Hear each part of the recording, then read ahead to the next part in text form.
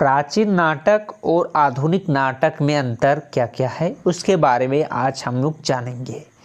यानी हम लोग आज जानेंगे कि प्राचीन नाटक की क्या विशेषता थी तथा आधुनिक नाटक की क्या क्या विशेषता है उसके बारे में पूरी विस्तार से जानेंगे। तो पहले हम लोग एक कॉलम बनाते हैं जिसमें प्राचीन नाटक और एक तरफ आधुनिक नाटक लिखते हैं, दोनों में अंतर जानेंगे। पहला है प्राचीन नाटक में नायक विशिष्ट गुणों से संपन्न हो, वह उदंत प्रशांत या ललित प्रकार का हो। जैसे कि प्राचीन नाटक का जो नायक होता था यानी मुख्य भूमिका में जो होता था उसे विशेष गुण होना चाहिए था। जैसे वो प्रशांत शांत हो, उदांत हो, उदत्त हो या ललित प्रकार का हो, या यानी कि कहने अनुसार जो मुख्य नायक होता है उसका कुछ न कुछ प्राचीन नाटक में गुण होते थे, जबकि आधुनिक नाटक में नायक में किन्हीं विशिष्ट गुणों की आवश्यकता नहीं है, वह किसी भी परिस्थिति का मनुष्य मात्र हो। जिसे आधुनिक नाटक में नायक का कोई भी विशेष गुण होने की आवश्यकता नहीं है, वह एक साधारण मनुष्य होना चाहिए। हर परिस्थिति में एक मनुष्य होना चाहिए, जो कि आधुनिक नाटक का पात्र का मुख्य पात्र यानी नायक की विशेषता है। प्राचीन नाटक में रस की प्रधानता होनी चाहिए, यानी कि रस को प्रधान मानना चाहिए, जबकि आधुनिक नाटक में रस की अपेक्षा मनोविज्ञान की प्रधानता आवश्यक है। तीसरा में है प्राचीन नाटक में कथा में संघर्ष केवल मध्य तक ही हो, उसके बाद नायक का विजय स्पष्ट होनी चाहिए। जैसे कि प्राचीन नाटक में जो नाटक लिखे जाते थे उसमें संघर्ष सिर्फ मध्य तक होता है, यानी कि नायक शुरू से बीचों बीच तक संघर्ष करता है किसी भी चीज़ को पाने के लिए, और अंत में उसका विजय निश्चित होता है, यानी कि अंत में नायक का विजय होना ही अनिवार्य है, जिसमें क्लाइमैक्स के लिए स्थान नहीं है। जबकि आधुनिक नाटक में कथा में संघर्ष अंत तक होना चाहिए। जैसे कि आधुनिक नाटक की कथा में संघर्ष, जो नायक होता है उसका संघर्ष शुरू से लेकर लास्ट तक संघर्ष करता है। अंत में चरम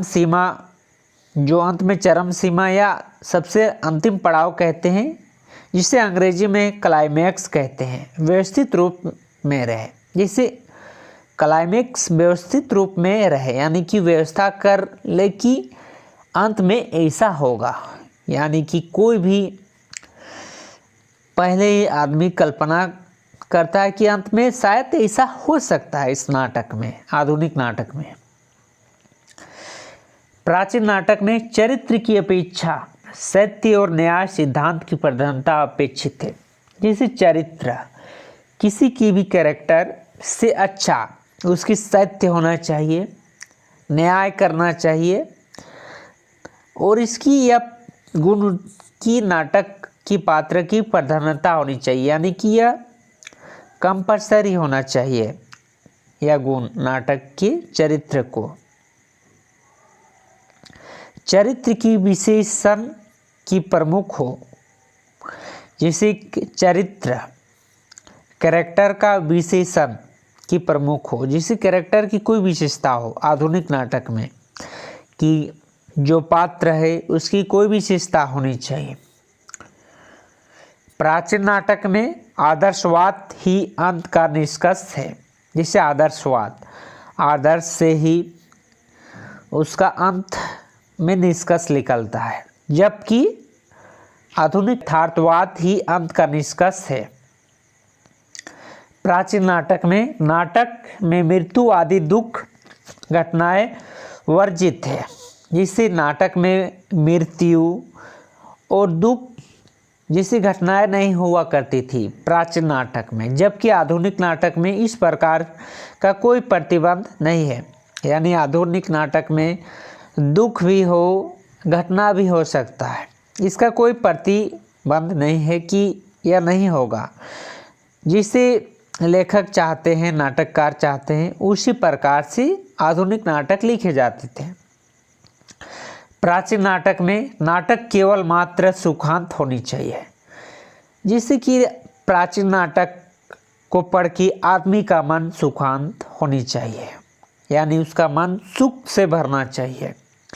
जबकि आधुनिक नाटक में नाटक जीवन की परिस्थितियों के अनुसार सुखांत और दुखांत दोनों ही हो सकता है। जिस नाटक जिससे रहेगा, सुखांत का नाटक रहेगा तो उसका अंत में सुख से अंत होगा, दुखांत का नाटक रहेगा तो वह शुरू से लेकर लास्ट तक दुख ही रहेगा। वह नाटक में सबसे लास्ट अंतर है, रंगमंच की व्यवस्था संकेतात्मक है। जो रंगमंच की व्यवस्था है संकेतात्मक, यानी कि कोई भी संकेत से बताते थे। पहले प्राचीन नाटक में संकेत से ही नाटक किया जाता था। रंगमंच की व्यवस्था वैज्ञानिक और कलात्मक है। जिसे रंगमंच की वैज्ञानिक व्यवस्था और कलात्मक व्यवस्था है आधुनिक नाटक में, जिससे हम लोग इसमें एक ऑब्जेक्टिव क्वेश्चन आ भी सकता है कि नाटक सर्वप्रथम हिंदी नाटक का शुरुआत कब हुआ था। तो सर्वप्रथम हिंदी नाटक भारतेंदु हरिश्चंद्र ने 1850 ईस्वी से शुरुआत किए थे। ये थे प्राचीन नाटक और आधुनिक नाटक में अंतर, यानी कि प्राचीन नाटक और आधुनिक नाटक में क्या क्या अंतर है उसके बारे में आपको पूरी विस्तार से इसमें दिया गया है।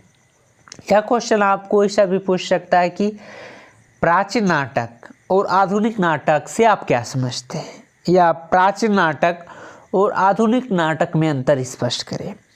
यह ऐसा भी पूछ सकता है कि प्राचीन नाटक और आधुनिक नाटक को हम लोग कैसे पहचानें कि प्राचीन नाटक है ये आधुनिक नाटक है। तो यह अंतर आप पढ़ ले तो आपको पता चल जाएगी कि प्राचीन नाटक है या आधुनिक नाटक है। जैसे कि हम लोग कहते हैं कि कोई भी नाटक में नाटक का जो मुख्य पात्र है उसकी मृत्यु हो जाती है, तो ये आधुनिक नाटक है, क्योंकि इसमें दुखांत भी है।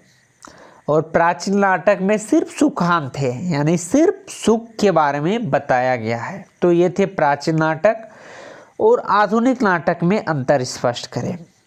यह प्रश्न आपको हिंदी में तथा सब हिंदी ऑनर्स तथा बाकी सब में भी यह पूछ सकता है कि प्राचीन नाटक और आधुनिक नाटक में क्या क्या अंतर है उसके बारे में पूरी विस्तार से पूछ सकता है। तो आप इसमें लिख सकते हैं।